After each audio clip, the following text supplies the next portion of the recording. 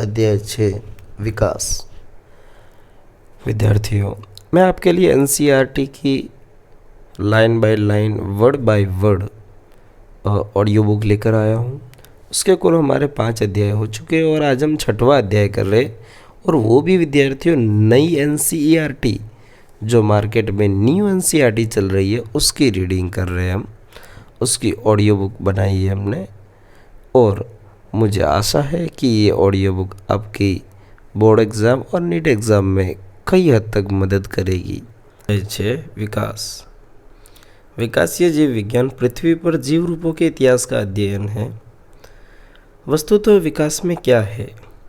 वनस्पति एवं प्राणी जगत में करोड़ों वर्ष पूर्व पृथ्वी पर हुए परिवर्तनों को समझने के लिए जीवन की उत्पत्ति के बारे में एक समझ बनानी अपेक्षित है।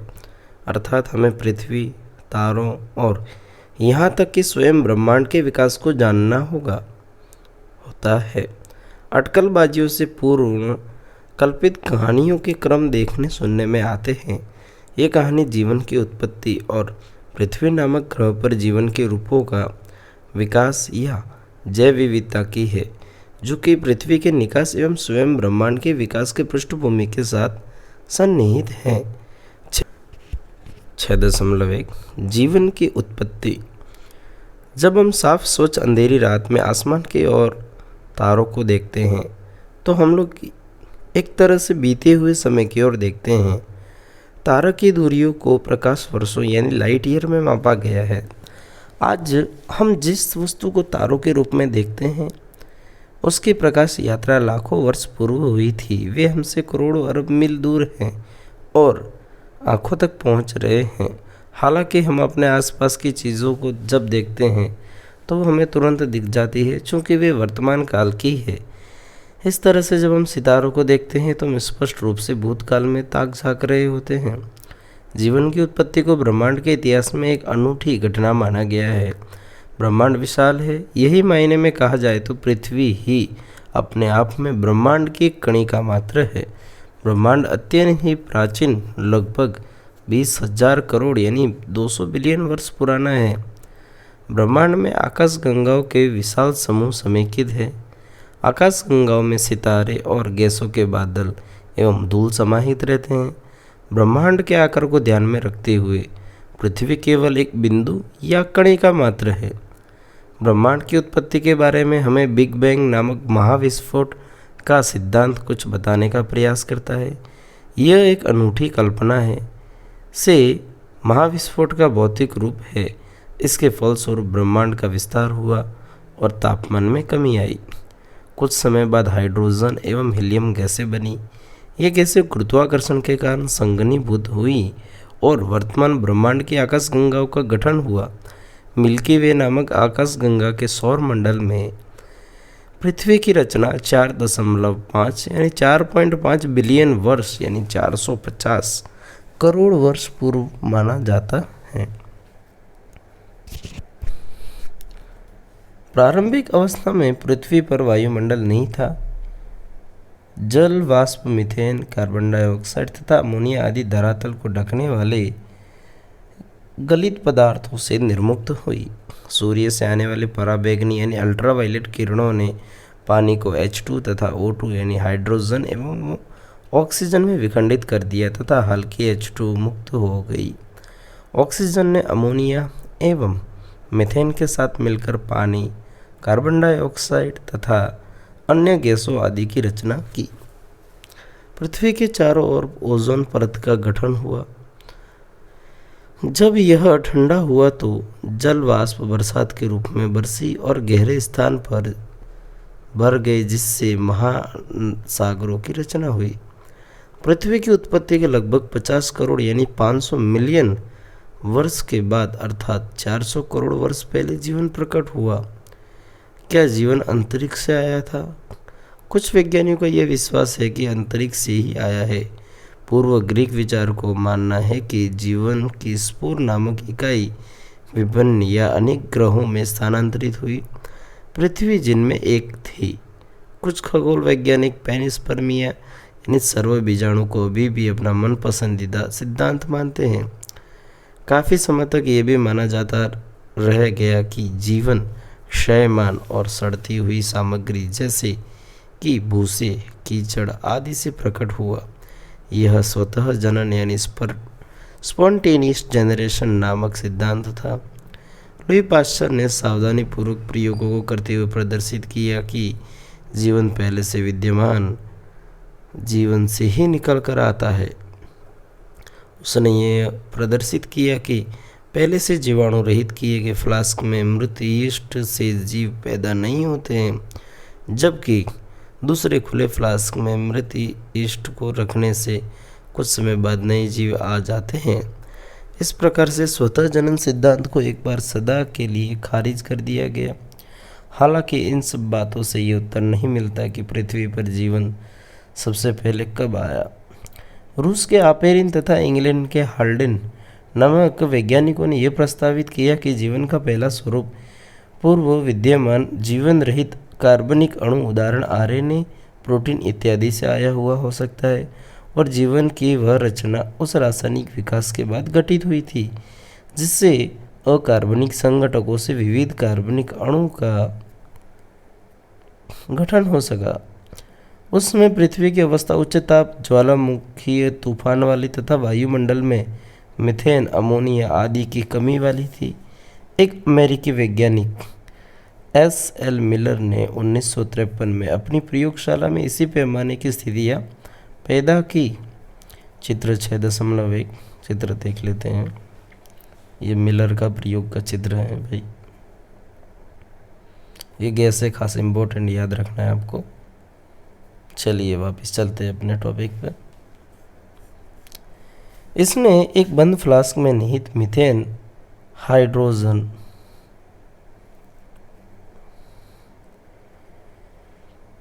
अमोनिया तथा 800 डिग्री सेल्सियस पर ताप के साथ एक विद्युत डिस्चार्ज कर देखा कि अमीनो एसिड बनता है। अन्य लोगों ने भी ठीक इसी प्रकार के प्रयोग द्वारा शर्कराओं, नाइट्रोजन क्षारकों, वर्णकों तथा वसा आदि प्राप्त किए। उल्काओं की अंतर्वस्तुओं के विश्लेषण से प्रकट हुआ कि ठीक ऐसी ही प्रक्रिया अंतरिक्ष के किसी अन्य स्थान पर ऐसी घटना घटित होती रही होगी। सीमित साक्ष्यों के आधार पर निराधार कल्पना वाली कहानियों के पहले भाग अर्थात रासायनिक विज्ञान को भी थोड़ी बहुत मात्रा में के रूप में स्वीकृत किया जा सकता है। हमें यह आभास है ही नहीं है कि जीवन का स्वतः प्रतिकृतिक्षम चयापचय कैप्सूल कब पैदा हुआ। जीवन का प्रथम अकोशिकीय रूप 3 अरब यानी 300 करोड़ यानी 3 बिलियन वर्ष पूर्व पैदा हुआ होगा। वे भीमकाय अणु, आरएनए, प्रोटीन, पॉलीसेकेराइडों के रहे होंगे। ये कैप्सूल अपने अणुओं का जनन भी करते रहे होंगे।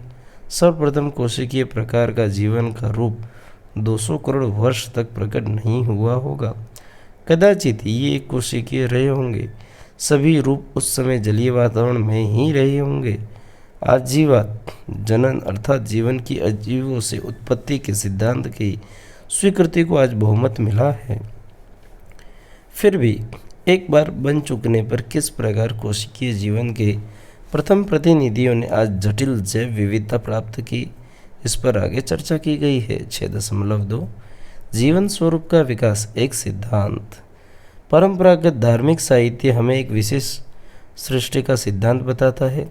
इस सिद्धांत के 3 अभिधान हैं। पहले सिद्धांत के अनुसार संसार में आज जितने भी जीव एवं प्रजातियां विद्यमान हैं वे सब ऐसे ही सर्जित हुई होंगी।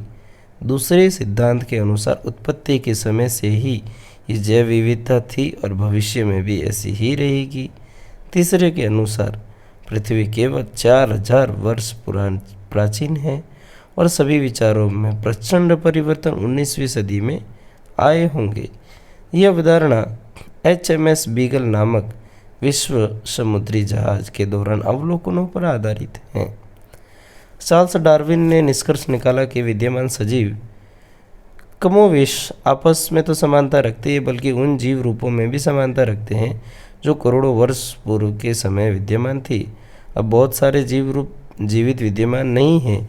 यहाँ पर धरती में जीवों के विभिन्न स्वरूप गुजरते वर्षों के साथ नष्ट हो गए और धरती के इतिहास में विभिन्न अवधियों पर नए जीव रूप पैदा होते गए। यहाँ पर जीव रूपों का धीमा विकास होता रहा। प्रत्येक जीव संख्या में विभिन्नता निहित होती रही। जिन विशिष्टताओं ने इन्हें जीवित रह सकने में जलवायु, भोजन, भौतिक कारक आदि ने सहायता दी, वे इन्हें अन्यों की अपेक्षा अधिक जननक्षम भी बना सके। दूसरे शब्दों में जीव या जीव संख्या में उपयुक्तता थी। ये उपयुक्तता डार्विन के अनुसार जनन संबंधी उपयुक्तता ही रह जाती है।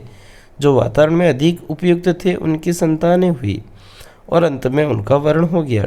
डार्विन ने इसे प्राकृतिक वर्ण यानी चुनाव का नाम दिया और इसे विकास के प्रतिमान के रूप में लागू किया। आइए एक प्रकृति वैज्ञानिक अल्फ्रेड वॉलेस को भी स्मरण करें, जिन्होंने मलय आर्कपेलागो पर काम किया। इन्होंने भी ठीक इसी समय पर लगभग इसके आसपास ही यही निष्कर्ष निकाला। समय गुजरने के साथ नष्ट रूप में नए प्रकार के जीव पहचान में आते गए। विद्यमान सभी जीव रूप समानताओं में भागीदारी रखते हैं तथा एक साझे पूर्वज के हिस्सेदार होते हैं। हालांकि ये पूर्वज पृथ्वी के इतिहास के विभिन्न समयों, युगों, अवधियों तथा कालों में विद्यमान थे। पृथ्वी का भूवैज्ञानिक इतिहास पृथ्वी के जीव वैज्ञानिक इतिहास के साथ निकटता से जुड़ा हुआ है। औचित्यपूर्ण सारांश यह है कि पृथ्वी बहुत पुरानी है, जो कि पुराने विचारों के अनुसार हजारों वर्ष नहीं बल्कि करोड़ों अरबों वर्ष पुरानी है। 6.3 विकास के प्रमाण क्या है? पृथ्वी पर जीवों का विकास हुआ, इस बात के प्रमाण कई है। पहला, चट्टानों के अंदर जीवाश्म रूप में जीवन के कठोर अंगों के अवशेष में विद्यमान है। चट्टानें अवसाद या तलछट से बनी होती है और भूपर्पटी यानी अर्थ क्रस्ट का एक अनुप्रस्थ काट यह संकेत देता है कि एक तलछट पर दूसरे तलछट के परत पृथ्वी के लंबे इतिहास की गवाह है। भिन्न आयु के चट्टानों की तलछट में भिन्न जीव रूप पाए गए हैं, जो कि संभवतः उस विशेष तलछट के निर्माण के दौरान मरे थे। उनमें से कुछ आधुनिक जीवों से मिलते जुलते हैं। 6.2 वे विलुप्त जीवों जैसे डायनासोर का प्रतिनिधित्व करते हैं। उपर्युक्त अध्ययन बतलाते हैं कि समय समय पर पृथ्वी पर जीवन के रूप बदलते रहे हैं और कुछ रूप विशेष भूवैज्ञानिक काल तक ही सीमित रहे, अर्थात जीवों के रूप विभिन्न कालों में प्रकट हुए। इन सभी को पैलेओंटोलॉजिकल यानी पूरा जीवी प्रमाण कहा जाता है। क्या तुम्हें याद है कि जीवाश्मों की आयु की गणना किस प्रकार होती है? रेडियो एक्टिव तिथि निर्धारण और इसके सिद्धांत क्या है? विकास के लिए भ्रूणात्मक समर्थन भी अर्नस्ट हैकल द्वारा प्रस्तावित किया गया। ये प्रमाण कुछ विशिष्ट संरचनाओं के प्रेक्षण पर आधारित थे, जो सभी कशोरी जीवों के भ्रूण में उभयनिष्ठ रूप से पाए जाते हैं, परंतु वयस्क जंतुओं में अनुपस्थित होते हैं। उदाहरणतः मनुष्य सहित सभी कशोरी जंतुओं के भ्रूण में सिर के ठीक पीछे अवशेषी गलफड़ों की श्रृंखला विकसित होती हैं।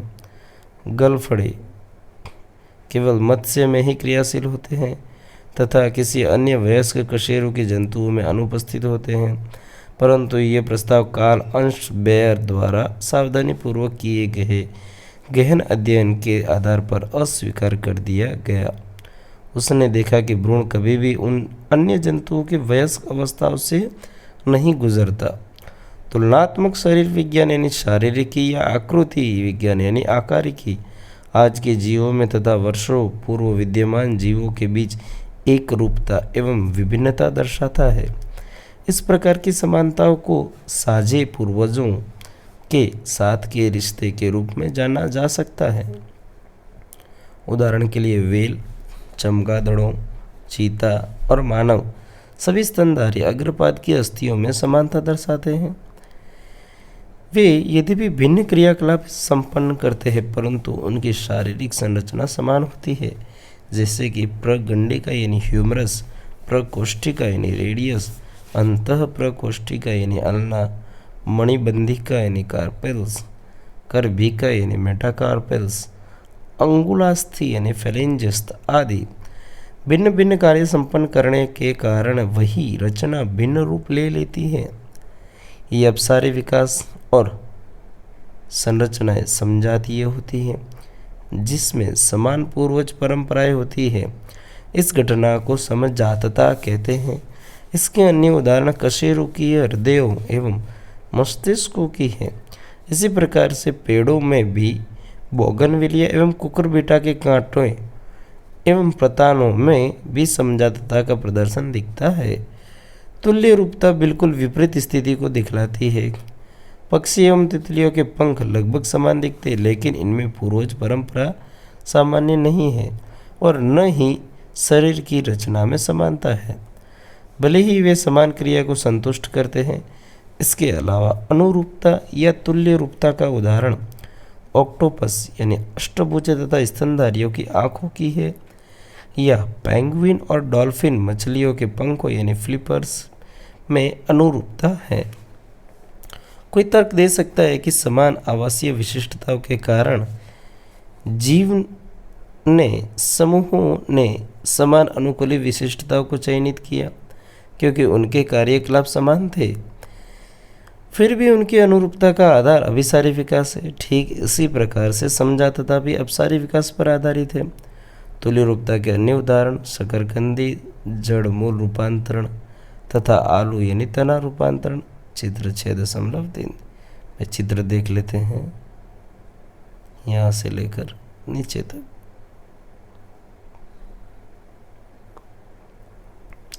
चलिए अगला टॉपिक।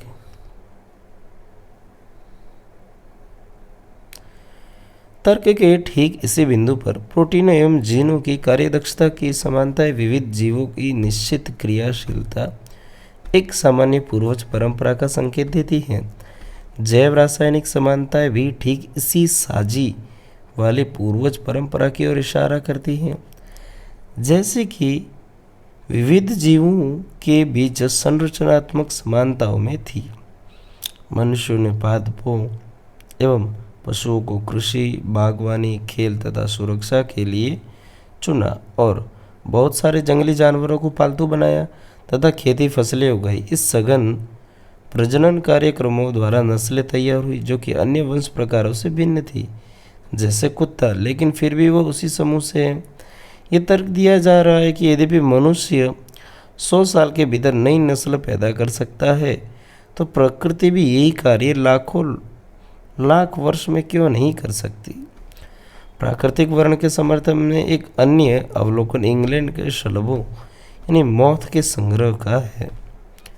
शहरी क्षेत्रों में देखा गया कि औद्योगिकीकरण शुरू होने से पूर्व अर्थात 1850 ईस्वी से पहले यदि संग्रह किया जाता तो पेड़ों पर श्वेत पंखी शलभ गहरे वर्णों के शलभों की अपेक्षा संख्या में अधिक होते हैं। अब औद्योगिकीकरण के पश्चात 1920 में किए गए संग्रह ये संकेत देते हैं कि ठीक उसी क्षेत्र में गहरे रंग के शलभ अधिसंख्यक थे, अर्थात अनुपात उल्टा हो गया। इस प्रेक्षण का स्पष्टीकरण इस प्रकार दिया गया। औद्योगिकीकरण के बाद वाली अवधि में उद्योगों के कुएं, धुएं और कालिख के कारण पेड़ों के तने काले पड़ गए। इस कारण शलभों का आखेट करने वाले प्राणियों की निगाह से काले शलभ बच गए और श्वेत शलभ अधिक मारे गए। औद्योगिकीकरण के पूर्व वृक्षों पर श्वेत लाइकेन उगा करते थे और इस पृष्ठभूमि में श्वेत शलभ बच जाते थे और काले शलभ शिकारियों की पकड़ में आ जाते थे। क्या आप जानते हैं कि लाइकेन औद्योगिक प्रदूषण के सूचक हैं?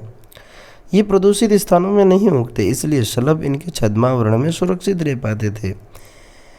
इस मान्यता को समर्थन इस तथ्य से मिलता है कि ग्रामीण इलाकों में जहां औद्योगिकीकरण नहीं हुआ, अश्वेत शलभों की संख्या कम थी। मिश्र जीव संख्या में जो अनुकूलित रह गया वह बचा रहा और उसकी संख्या बढ़ती गई। याद रहे, किसी भी जीव का पूर्ण विनाश नहीं होता। ठीक इसी प्रकार शाकनाशकों एवं कीटनाशकों के अत्यधिक प्रयोग के परिणाम स्वरूप कम समयावधि में केवल प्रतिरोधक किस्मों का चयन हुआ। ठीक यही बात सूक्ष्म जीवों के प्रति भी सही साबित होती है, जिनके लिए हम प्रतिजैविक यानी एंटीबायोटिक या अन्य दवाइयों को सुकेंद्रक यानी यूकैरियोटिक जीवों कोशिकाओं के प्रति इस्तेमाल करते हैं। बहुत जल्दी ही, यदि शताब्दियों में नहीं तो महीनों और वर्षों की समयावधि में ही प्रतिरोधक जीव कोशिकाएं प्रकट हो रही हैं। ये एक मानवोद्भवी क्रियाओं द्वारा विकास का एक उदाहरण है। इसके साथ ही हमें ये बताता है कि निश्चयवाद के अर्थ में विकास एक प्रत्यक्ष प्रक्रिया नहीं है, ये एक संभाव्य प्रक्रम है जो प्रकृति के संयोग अवसरधारी घटना और जीवों में संयोग जन्य उत्परिवर्तन यानी म्यूटेशन पर आधारित है। अनुकूली विकिरण क्या है? डार्विन अपनी यात्रा के दौरान गैलोपेगो द्वीप गए थे, जहां पर उन्होंने प्राणियों में एक आश्चर्यजनक विविधता देखी। विशेष रुचिकर बात यह थी कि उन्हें एक काली छोटी चिड़िया यानी डार्विन फिंच ने उन्हें विशेष रूप से आश्चर्यचकित किया। उन्होंने महसूस किया कि उसी द्वीप के अंतर्गत विभिन्न प्रकार की फिंच भी पाई जाती है। जितनी भी किस्मों को उन्होंने परिकल्पित किया था वे सभी उसी द्वीप में ही विकसित हुई थी। ये पक्षी मूलतः बीज भक्षी विशिष्टताओं के साथ अन्य स्वरूप में बदलावों के साथ अनुकूलित हुई और चोंच के ऊपर उठने जैसे परिवर्तनों ने इसे कीट भक्षी एवं शाकाहारी फिंच बना दिया। चित्र 6.5 देख लेते चित्र। एरा आ जाते वापस वहीं। एक भू भौगोलिक क्षेत्र में विभिन्न प्रजातियों के विकास का प्रक्रम एक बिंदु से शुरू होकर अन्य भू भौगोलिक क्षेत्रों तक प्रसारित होने को अनुकूली विकिरण यानी एडेप्टिव रेडिएशन कहा जाता है। कहा गया डार्विन की फिंच इस प्रकार की घटना का एक सर्वोत्तम उदाहरण प्रस्तुत करती है। एक अन्य उदाहरण ऑस्ट्रेलियाई मार्सुपिसियल यानी सुसुदानी प्राणियों का है। अधिकांश मार्सुपिसियल जो एक दूसरे से बिल्कुल भिन्न चित्र 6.6 में थे, एक पूर्वज प्रभाव से विकसित हुए और वे सभी ऑस्ट्रेलियाई मालद्वीप के अंतर्गत हुए हैं। जब एक से अधिक अनुकूल विकिरण एक अलग थलग भौगोलिक क्षेत्र में विभिन्न आवासों का प्रतिनिधित्व करते हुए प्रकट होते हैं तो इसे अभिसारी विकास कहा जा सकता है। ऑस्ट्रेलिया के अपरास्तनी जंतु भी इस प्रकार के स्तनधारियों की किस्मों के विकास में अनुकूल विकिरण प्रदर्शित करती हैं, जिनमें से प्रत्येक मेल खाते यानी मार्सुपिसियल उदाहरणार्थ अपरास्तनी भेड़िया तस्मानियाई वुल्फ मार्सुपियल के समान दिखते हैं। देख लीजिए शिशुदानी विकिरण। ये ऑस्ट्रेलिया के कंगारू, शिशुदानी चूहा, परित चींटीखोर बाघ बिल्ली, तस्मानियाई भेड़िया और सरकरा ग्लाइडर, शिशुदानी छछूंदर, कोला, बैंडिकूट। 6.5 जैव विकास। प्राकृतिक वर्ण से विकास अपने वास्तविक अर्थ में तब शुरू हुआ होगा जब जीवन के कोशिकीय रूपों ने अपनी चयापचय क्षमताओं की विभिन्नता के कारण अपना जीवन आरंभ किया होगा। विकास के डार्विन सिद्धांत का मूल तत्व प्राकृतिक चुनाव है। नए स्वरूप के प्रकटन की दर जीवन चक्र या जीवन अवधि से संबद्ध है। वे रोगाणु जो तेजी से विभाजित होते हैं उनमें बहुगुणन की क्षमता होती है और 1 घंटे के भीतर करोड़ों वेष्टि बन जाते हैं। जीवाणु मान लीजिए एक ही कॉलोनी एक प्रदत्त विशेष माध्यम में बढ़ती है क्योंकि भोज्य पदार्थ के एक घटक का उपयोग करने की क्षमता नहीं थे। माध्यम संगठक विशेष बदलाव की जीव संख्या मान लीजिए बी का केवल वह अंश सामने आएगा जो कि नई परिस्थितियों में उत्तरजीवित रह सके। एक समयावधि के दौरान यह परिवर्तन अन्यों से बाजी मार लेता है और एक नई प्रजाति के रूप में प्रकट होती है। ये कुछ दिनों के भीतर ही होता है। ठीक यही बात एक मछली या कुक्कुट मुर्गी के लिए लागू होती है जो लाखों वर्ष लेंगी क्योंकि उसकी जीवन अवधि वर्षों लंबी है।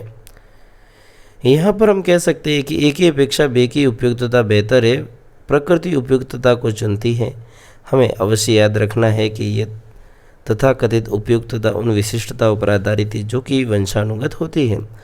अतः चयनित होने तथा विकास हेतु निश्चित ही एक आनुवंशिक आधार होना चाहिए। दूसरे शब्दों में कुछ जीव प्रतिकूल वातावरण में जीवित रहने में बेहतर अनुकूलित होते हैं। अनुकूलन क्षमता वंशानुगत होती है, इसका आनुवंशिक आधार होता है। अनुकूलनशीलता और प्रकृति द्वारा वर्ण की अंतिम परिणाम उपयुक्तता होता है। शार्बनी अवरोहण और प्राकृतिक वर्ण विकास के डार्विनीवाद की 2 मुख्य संकल्पनाएं हैं। अधिक स्पष्टीकरण हेतु देखें चित्र 6.7 और चित्र 6.8 चित्र देख सकते हैं आप।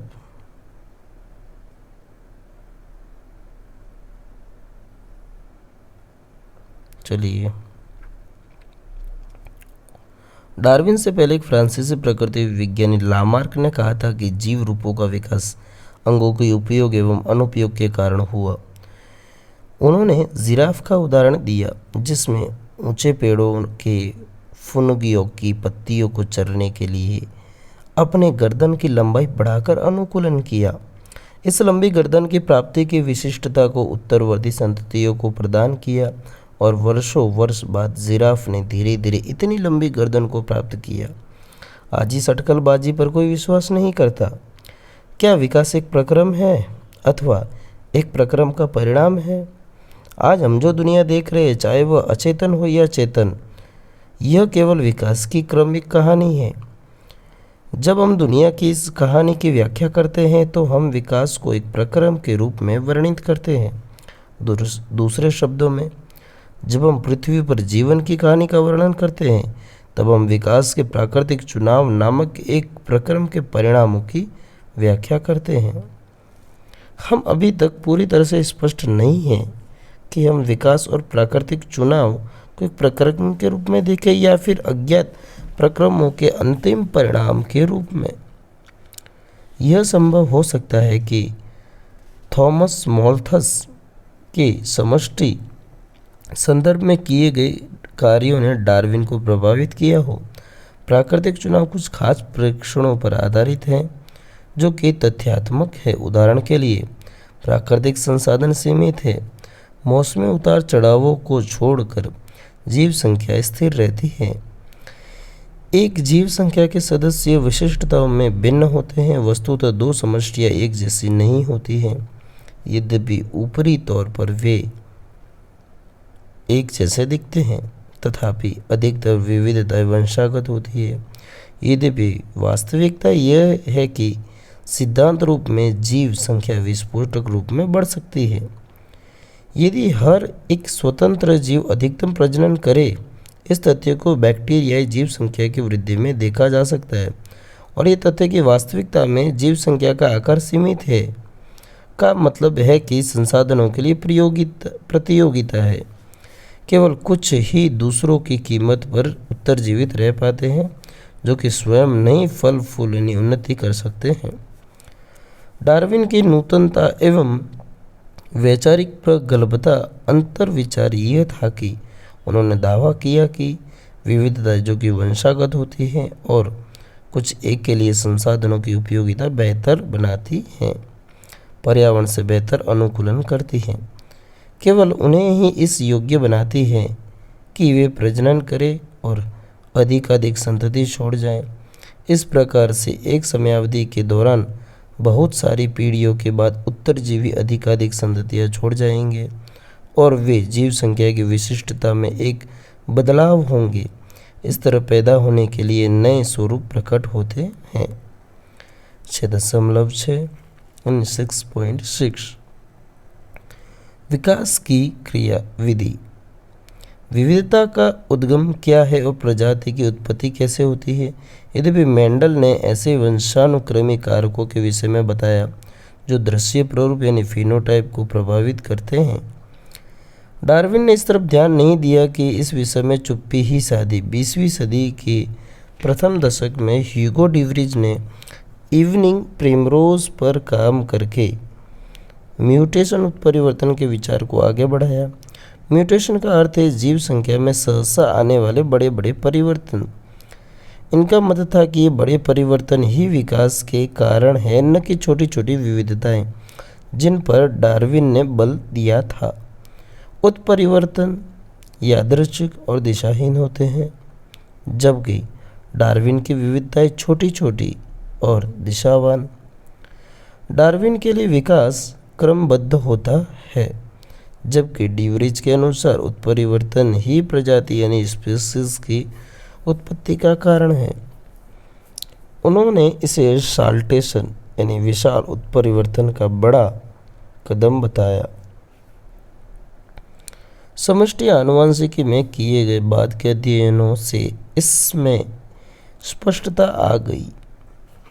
6.7 हार्डी-विनबर्ग सिद्धांत। हार्डी-विनबर्ग सिद्धांत कहता है कि एक जीव संख्या में अलील यानी युग्म विकल्पी आवृत्तियां और उनके लोकस यानी विस्थल सुस्थिर होती हैं, जो एक पीढ़ी से दूसरी पीढ़ी तक निरंतर रहते हैं। जिन कोष कुल जीव संख्या में जीने व उन युग्म विकल्पी सदा अपरिवर्तनीय रहते हैं, इसे आनुवंशिक संतुलन कहते हैं। सभी अलोल आवृत्तियाँ एक होती है तथा व्यष्टिगत आवृत्तियों को पी, क्यू आदि कहा जा सकता है। द्विगुणित में पी तथा क्यू अलील ए तथा अलील स्मॉल ए की आवृत्ति का प्रतिनिधित्व करते हैं। एक जीव संख्या में कैपिटल ए की आवृत्ति साधारणतः पी स्क्वायर होती है। ठीक इसी प्रकार से आवृत्ति क्यू स्क्वायर होती है और कैपिटल ए स्मॉल ए की 2pq होती है। अतः P square plus 2pq plus के स्क्वायर बराबर 1 हुआ। यह p प्लस क्यू स्क्वायर की द्विपदी अभिव्यक्ति है। ठीक यही जब नापी गई आवृत्ति अपेक्षित मान से भिन्न होती है। यह भिन्नता दिशा विकासीय परिवर्तन की व्यापकता का संकेत देती है। आनुवंशिक साम्यता में विभिन्नता जैसे एक जीव संख्या में अलील की आवृत्ति में परिवर्तन के परिणाम स्वरूप विकास होता है। 5 घटक हार्डी-विनबर्ग साम्यता को प्रभावित करते हैं। ये है जीन पलायन या जीन प्रवाह, आनुवंशिक विचलन, उत्परिवर्तन, आनुवंशिक पुनर्योजन तथा प्राकृतिक वर्ण। जब जीव संख्या का स्थान परिवर्तन होता है तो जीर्ण आवृत्तियाँ भी बदल जाती है। यह दोनों मौलिक तथा नई जीव संख्या में होता है। नई समष्टि में नई जीनें और अलीलें यानी युग्म विकल्पी जोड़ दी जाती है और पुरानी समष्टि में ये घट जाती है। यदि यह जीन स्थानांतरण बार बार होता है तो जीन प्रवाह संभव हो जाता है। यदि यह परिवर्तन संयोगवश होता है तो आनुवंशिक अपवाह यानी जेनेटिक ड्रिफ्ट कहलाता है।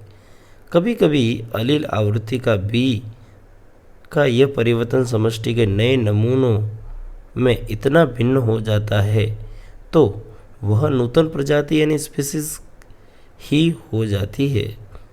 मौलिक अपवाहित समष्टि संस्थापक बन जाती है और इस प्रभाव को संस्थापक प्रवाह कहा जाता है। सूक्ष्म जीवों में किए गए प्रयोग दर्शाते हैं कि जब पूर्व विद्यमान लाभकारी उत्परिवर्तनों का वर्ण होता है तब परिणाम स्वरूप नए फिनोटाइप यानी दृश्य रूपों का आविर्भाव होता है। कुछ पीढ़ियों के बाद यही नव प्रजाति यानी स्पीसीज की उत्पत्ति हो जाएगी।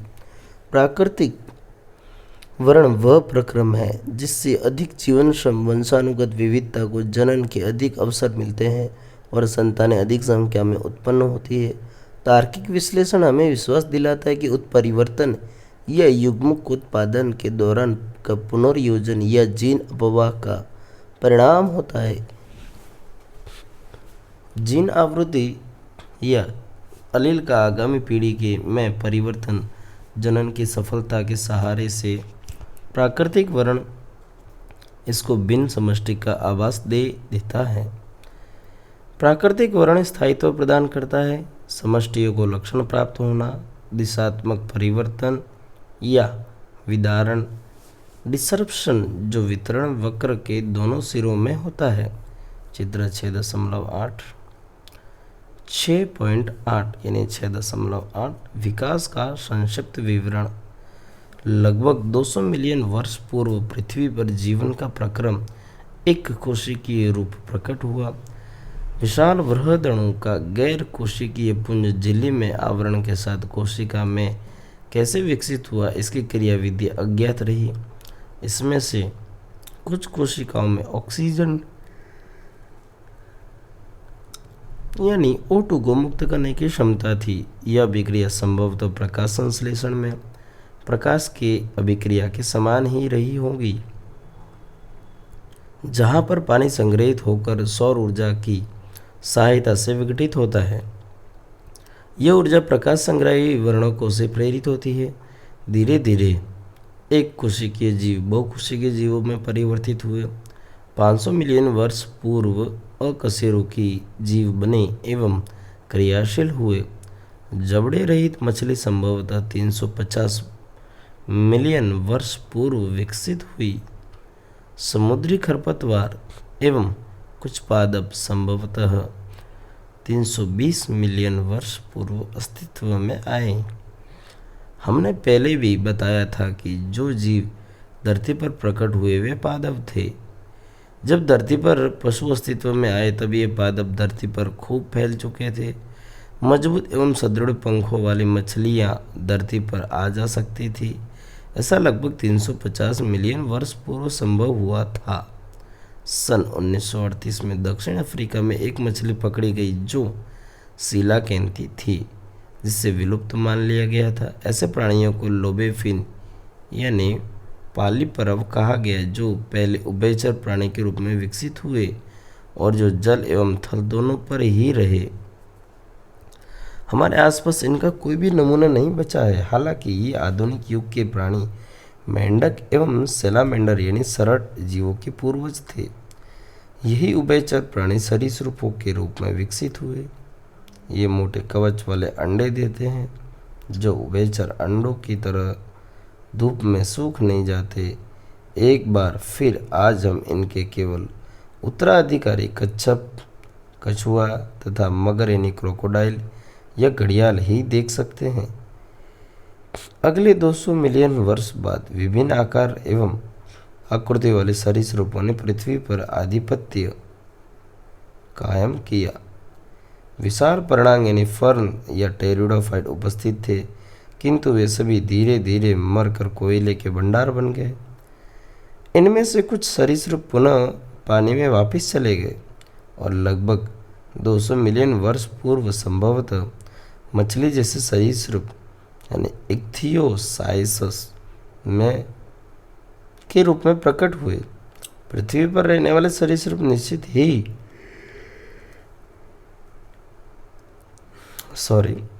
डायनासोर थे। इनमें सबसे बड़ा अर्थात ट्राइरेनोसोरस रेक्स लगभग 20 फुट ऊंचा तथा विशाल डरावने कटार जैसे दांतों वाला था।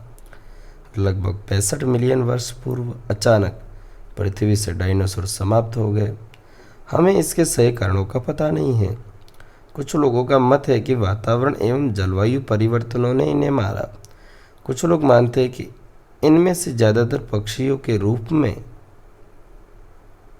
विकसित हो गए। सत्य शायद इन्हीं दोनों के बीच निहित है। उस युग के छोटे सरीसृप आज के दौर में भी विद्यमान हैं। पहले स्तनधारी प्राणी श्रू यानी मंजोरू थे। इसके जीवाश्म यानी फॉसिल छोटे आकार के हैं। स्तनधारी प्राणी जरायुज होते हैं तथा उनके अजन्मे शिशु माँ के शरीर के अंदर यानी गर्भ में सुरक्षित रहते हैं। स्तनधारी प्राणी छोटे से छोटे खतरों के प्रति सतर्क रहने एवं बचाव करने में बुद्धिमान होते थे। जब सरीसृपों की कमी हुई तब स्तनधारी प्राणियों ने स्थल पर कब्जा कर लिया। यहाँ पर दक्षिण अमेरिकी स्तनधारी घोड़े से मिलता जुलता हिप्पोपोटेमस यानी दरियाई घोड़ा, भालू तथा खरगोश आदि थे। महाद्वीपीय विचलन के कारण जब दक्षिणी एवं उत्तरी अमेरिका एक दूसरे से जुड़े तो इन जीवों ने उत्तर अमेरिका तक विस्तार बनाया और ये उत्तरी अमेरिका प्राणी जगत पर छा गए। महाद्वीपीय विस्थापन के कारण जब दक्षिणी अमेरिका उत्तरी अमेरिका से मिल गया तो ये जीव उत्तरी जंतुओं के दबाव में आ गए और वे बहुसंख्यक हो गए। महाद्वीपीय विस्थापन के कारण ही ऑस्ट्रेलियाई स्तनधारी यानी कंगारू आदि जीवित रहे, क्योंकि इन्हें दूसरे अन्य स्तनधारी जीवों से कम प्रतियोगिता थी। कहीं हम ये बताना भूल तो नहीं गए कि कुछ स्तनधारी प्राणी पूरी तरीके से जल में ही रहते हैं, जैसे कि व्हेल, डॉल्फिन, सील, समुद्री गाय आदि। हाथी, घोड़े एवं कुत्ते के विकास की बातें। विकास सर्वाधिक सफलता की कहानी है। इसके पास भाषा, कौशल एवं आत्मबोध या स्वचेतना है। जीवन के स्वरूपों के विकास भूभौगोलिक मापदंड पर उनकी समय तथा भूभौगोलिक समयावधि एवं उनके संकेतों को स्थूल देखो चित्र 6.9 व 6.10 में दर्शाया गया है। 6.9 मानव का उद्भव और विकास। लगभग 15 मिलियन वर्ष पूर्व ड्रायोपिथेकस तथा रामापिथेकस नामक नर वानर विद्यमान थे। इन लोगों के भीतर बालों से भरपूर थे तथा गोरिल्ला एवं चिंपैंजी जैसे चलते थे। रामापिथेकस अधिक मनुष्य जैसे थे, जबकि ड्रायोपिथेकस वन मानुष यानी ऐप जैसे थे। इथोपिया एवं तंजानिया चित्र 6.1111 में कुछ जीवाश्म यानी फासिल अस्थियां मानवों जैसी प्राप्त हुई। ये जीवाश्म मानवीय विशिष्टता दर्शाते हैं, जो इस विश्वास को आगे बढ़ाती है कि 3 से 4 मिलियन वर्ष पूर्व मानव जैसे नर वानर गण प्राइमेट्स पूर्वी अफ्रीका के विचरण करते रहे थे। ये लोग संभवतः ऊंचाई में 4 फुट से बड़े नहीं थे, किंतु वे खड़े होकर सीधे चलते थे। लगभग 2 मिलियन वर्ष पूर्व ऑस्ट्रेलोपिथेकस आदि मानव संभवतः पूर्वी अफ्रीका के घास स्थलों में रहता था। साक्ष्य यह प्रकट करते हैं कि वे प्रारंभ में पत्थर के हथियारों से शिकार करते थे, किंतु प्रारंभ में फलों का ही भोजन करते थे। खोजी गई अस्थियों में कुछ अस्थियां बहुत ही भिन्न थी। इस जीव को पहला मानव जैसे प्राणी के रूप में जाना गया और उसे होमो हैबिलिस कहा गया। उसकी दिमागी क्षमता 650 से 800 यानी 650 से 800 सीसी के बीच थी। वे संभवतः मांस नहीं खाते थे। 1991 में जावा में खोजे गए जीवाश्म ने अगले चरण के बारे में भेद प्रकट किया। यह चरण था होमो इरेक्टस, जो 1.5 मिलियन वर्ष पूर्व हुआ। होमो इरेक्टस का मस्तिष्क बड़ा था, जो लगभग 900 सीसी का था। होमो इरेक्टस संभवतः मांस खाता था। निएंडरथाल मानव 1400 सीसी आकार वाले मस्तिष्क लिए हुए 1 लाख से 40,000 वर्ष पूर्व लगभग पूर्वी एवं मध्य एशियाई देशों में रहते थे। वे अपने शरीर की रक्षा के लिए खालों का इस्तेमाल करते थे और अपने मृतकों को जमीन में गाड़ते थे। होमो सेपियंस मानव अफ्रीका में विकसित हुआ और धीरे धीरे महाद्वीपों से पार पहुंचा था तथा विभिन्न महाद्वीपों में फैला था। इसके बाद यह भिन्न जातियों में विकसित हुआ। 75,000 से 10,000 वर्ष के दौरान हिम युग में यह आधुनिक युग मानव पैदा हुआ। मानव में प्रागैतिहासिक गुफा चित्रों की रचना लगभग 18,000 वर्ष पूर्व हुई। कृषि कार्य लगभग 10,000 वर्ष पूर्व आरंभ हुआ और मानव बस्तियां बनना शुरू हुई। बाकी जो कुछ हुआ वो मानव इतिहास या वृद्धि का भाग और सभ्यता की प्रगति का हिस्सा है। सारांश। विद्यार्थी, सारांश एक इम्पोर्टेंट भाग है, आपको इसे पढ़ना ही चाहिए। इसे स्किप न करें मेरी माने तो, और अच्छे से पढ़े। यदि आपको लगता है कि मैं थोड़ा स्लो पढ़ाता हूँ या स्लो रीडिंग करता हूँ, तो आप इसकी स्पीड अपने कंट्रोल के हिसाब से बढ़ा सकते हैं या घटा भी सकते हैं। पर मैं कोशिश करता हूँ कि मैं एक एक वर्ड को क्लियर पढ़ पाऊँ, जिससे एक एक वर्ड आपके कानों के अंदर, आपके ईयर ड्रम तक क्लियरली पहुँचे। पृथ्वी पर जीवन के उद्भव को समझने के लिए ब्रह्मांड और पृथ्वी के उद्भव की जानकारी ही पृष्ठभूमि अपेक्षित है। अधिकांश वैज्ञानिकों का विश्वास रासायनिक विकास में है, अर्थात जीवन के प्रथम कोशिकीय रूपों के उदय से पूर्व द्विअणु पैदा हुए। प्रथम जीवों के बाद की उत्तरोत्तर घटनाक्रम कल्पना मात्र है, जिनका आधार प्राकृतिक वर्ण द्वारा जैव विकास संबंधी डार्विन का विचार है। करोड़ों वर्षों के दौरान जीवन में विविधता रही है। माना जाता है कि जीव संख्या की विविधता परिवर्ती चरणों के दौरान हुई। आवास विखंडन और आनुवंशिक प्रवाह ने नव प्रजाति की उत्पत्ति में सहायता की और इस प्रकार विकास संभव हो सका। शाखावत अवतरण का स्पष्टीकरण सहजातता ने किया। तुलनात्मक शरीर रचना, जीवाश्म तथा तुलनात्मक जीव रसायन विकास के प्रमाण उपस्थित करते हैं।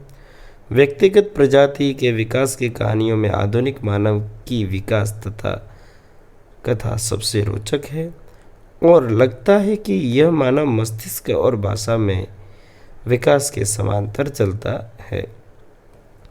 विद्यार्थी, आज हमने अध्याय 6 यानी विकास के बारे में आज टोटली पढ़ा है। आई होप, मैं आशा करता हूँ कि इस ऑडियो बुक ने आपकी नीट एग्जामिनेशन या बोर्ड एग्ज़ाम की प्रिपरेशन में मदद की होगी। आप कहीं भी रहे, आप चलते हो, आप बैठे हो या आप ट्रैवलिंग कर रहे हो, आप किसी भी कंडीशन में रहते हुए ईयरफोन लगाकर मेरी इस आवाज़ को सुनते हुए अपनी एनसीईआरटी का line by line, word by word speedily revision कर सकते हैं। Students, thank you. मिलते हैं अगली ऑडियो बुक में। जय हिंद, जय भारत।